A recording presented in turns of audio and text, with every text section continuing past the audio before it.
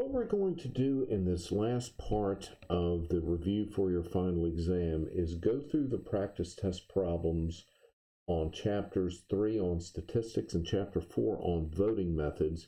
We're going to do problems 22 through 41 on this. So let's start with the statistic portion of your review for the final exam with numerical or categorical data.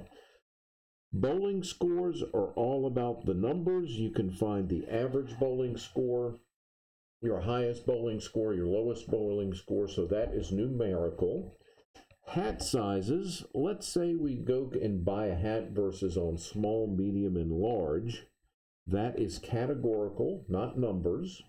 And then the length of text messages, these are numerical as well. Longest text, shortest text, average number of characters in a text message, that's numerical. Reading a bar graph. How many people in Mrs. Jones' class had their birthday before April 1st? There were 3 in January, 4 in February, 2 in March, for a total of 9 birthdays before April 1st. Let's take a look at the next one. This one's sort of a toughie. We want to figure out the percent increase in public expenditure in education between 1960 and 1995. So what we have to do is take a look at this dotted line here, increasing in public and expenditures in education. The result has been decreasing in SAT scores, so that would not be expected, but that's what's happened. The amount of money has gone up, the SAT scores have gone down. What we want to do is we want to find out the increase in this dotted line between 1960 and 1995. So what I'm going to do is I'm going to take a look at the final expenditures that was spent in public education. That would be 220. So there is the final amount in 1995. Now I have to come and take initially and see how much was spent in 1960. And where everybody makes their mistake, they think it's 890. These are the SAT scores over here. The public expenditures are over there. So that would be about 70. And I'm going to divide that by my initial amount, which is 70. So I have 150 over 70 times 100. That is going to give me 2.14 times 100, or 214%. My answer for this one would be choice A. So there's where your initial value comes from. The final value is 220. The initial value was about 70. That was a tough problem. Easy problem, number 25. Find the mean height or the average height. Mean means average. I know you've done this 1,000 times. You're going to add up all of the heights of the tree, and then you're going to divide by the number of trees that you have, which is 10, and that's going to give me an average height of 14.53 feet. On your exam, it will be in multiple choice format, so there's how you would do the average. Number 26, the next one, finding the median. The median height here is the value that's in the middle after I've listed these trees from shortest to tallest. Now I'm going to start to eliminate smallest, tallest, second smallest, second tallest, third, fourth, and you can see the values that are right in the middle. The reason I have 2 is because I have 10 trees. I have 2 values. If I would have had an odd number of trees, I would have just gotten 1 median. These 2 values, the average of 14.1 and 14.1 is 14.1. There is your median height. Number 27, how many cigarettes some cigarettes smoke each day? There is the data set. which central tendency should be used to fairly represent what's going on with this data? I could use the average or the mean because I do not have an outlier. There's not somebody smoking 110 cigarettes or something every day. All of these values are sort of clustered nicely together. The average would work. If I would have had somebody that smoked 110 cigarettes, I would have gone for the median to represent and to take care of the outlier, but I don't, so the mean would be fine. Number 28, this looks like a mess, but this is really easy. I have a statistical breakdown of how students performed on a particular test. I have the average and the variance and the mode and the median and all of this data. The highest score was 100, lowest score was a 33. I want to figure out what score was obtained by more than any other student. That's easy. That's just the mode. 97 was the score that was recorded by more students than any other on this test. And which of the following histograms would match this? This would be this second one right here. Why is that? Because the 97s is your highest bar between 90 and 100. That's where all those 97s would show up. Over here, this would somewhere, the most frequent score would be between a 30 and a 40. That's not going to work. It would be that first choice right there. Let's take a look at 29. We have two data sets, data set A and data set B. Data set B is obtained by adding 12 to each data point in A to get the data set B.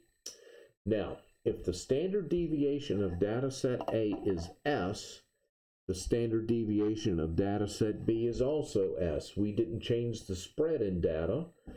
We just added 12 to each side, so the spread does not change in this circumstance by adding the constant 12 to each data point to get the second data point. So the standard deviations would be the same. Let's take a look at number 30. Jane has counted the number of words on her blog and found the average number is 123 while the standard deviation is 8. What does this mean in terms of standard deviation? It means that the number of words on her blog differs typically by 8 words, meaning she could have 8 more words or 8 less words, but on average, the number differs by 8 words. Number 31. Which of the following is central tendency and which of the following measures spread? The mean, the median, and mode measure central tendency. The variance, range, and standard deviation measures spread. So mean, median, and mode is all about the central part of the data. Spread measures the variance, range, and spread measures the standard deviation measures the spread of data. 32 is out. You don't have to worry about that. Let's take a look at 33.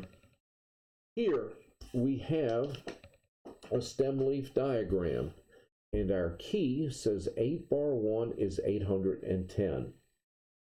So I want to find the median and the range of this data set.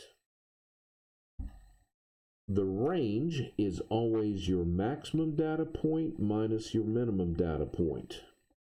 So for this, my maximum data point is 1,110. My minimum data point is 7 bar 0, which is 700. How do I know this? Well, that's because of my key is given as 8 bar 1 is 810. So my range is 410. Let me go back and do the median or the middle term. You can physically see my middle term is going to be somewhere around in here. So here's how I find it. I eliminate the highest score and the lowest score. Second highest, second lowest. Third highest, third lowest. Fourth, fourth, fifth, fifth, sixth, sixth, seventh, eighth, 9th, 10th, and 11th, and I physically worked my way right into the middle of that data and came up with a value of 920. So I just scratched and worked my way through there. There's what you would have for your answer for 33. 34, recognizing the shapes of these histograms. This is a uniform histogram. All of the bars are about the same.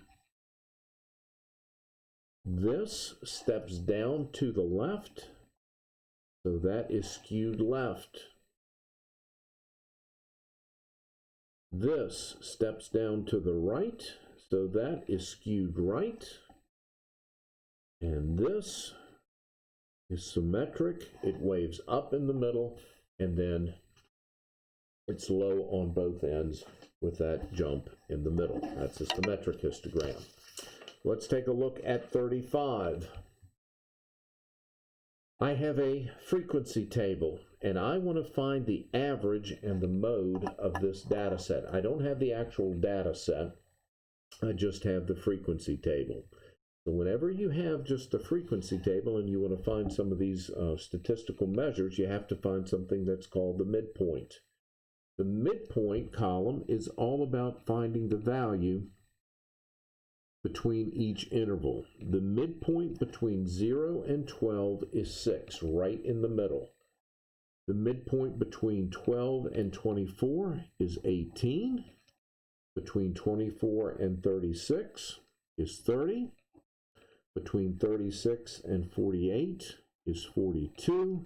Between 48 and 60 is 54. And those are the values I'm going to use to find the average and the mode of this data set, since I don't have the actual data set values. My average, I have 10 instances where the midpoint is 6. I have 8 instances where the midpoint is 18, 7 instances where the midpoint is 30, 6 instances where the midpoint is 42, and 4 instances where the midpoint is 54. I'm going to divide that by the total number of frequencies that I have in this data set. So I would add all of these values together, come up with 35. So I add all of those values together, divide by 35, and I would have an average of 25.2. So there is the process you use to find the mean or the average when you just have a frequency table. The mode is a lot easier. We can just read this from the table. The most crowded interval is between 0 and 12. That has the largest number of frequencies, largest number of people. The midpoint is 6. That is my mode because that had the most number of frequencies. I have to read the corresponding midpoint and estimate that it was 6 since I don't have the data set. So that takes care of statistics. Let's do chapter 4 on voting methods, and then we'll be done with the final exam review. Now, number 36 is all about the voting method. We have 3 people that are running in an election. The method that we're going to use is plurality, so whoever gets the most votes wins.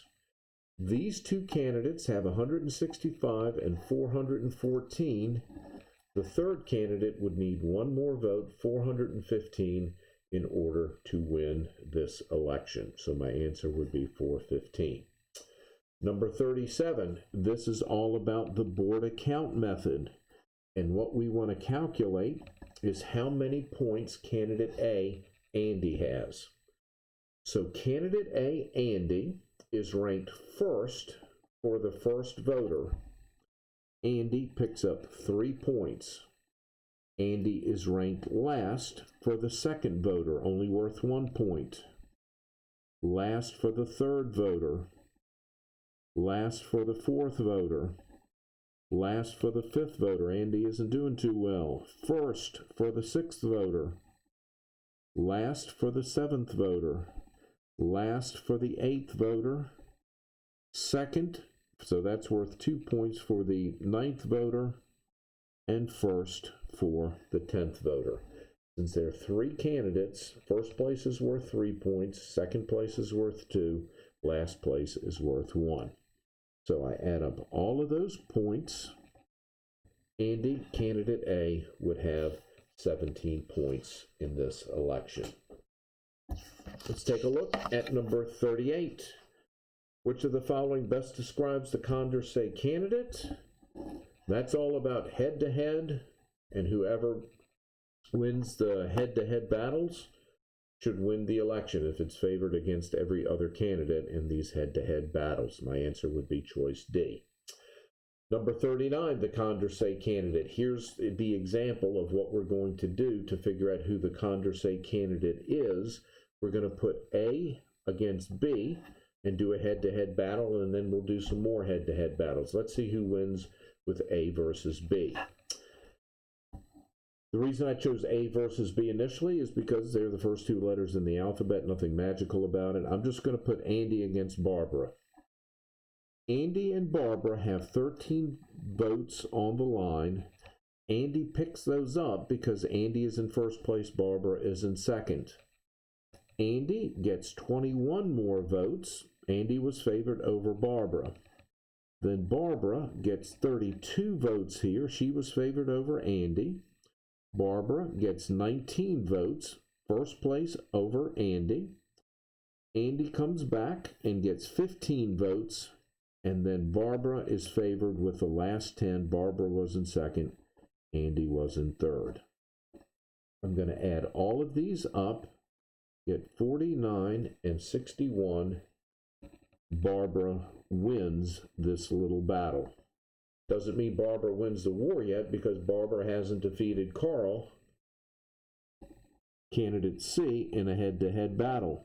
If Barbara defeats Carl in this head-to-head battle, then Barbara wins the election. So let's see who wins this. Barbara versus Carl now. Barbara gets 13 votes, second place versus third place. Carl comes back and picks up 21 over Barbara. Barbara gets 32 votes over Carl because Barbara was in first, Carl was in last. Barbara gets 19. Carl comes back with 15. Carl ends up with 10 in that last because Carl was in first, Barbara was in second. 64 versus 46. Barbara wins this little battle. Barbara has defeated both other candidates. Barbara wins this election. Barbara defeated the other two candidates in a head-to-head battle. This last one, the Condorcet jury theorem.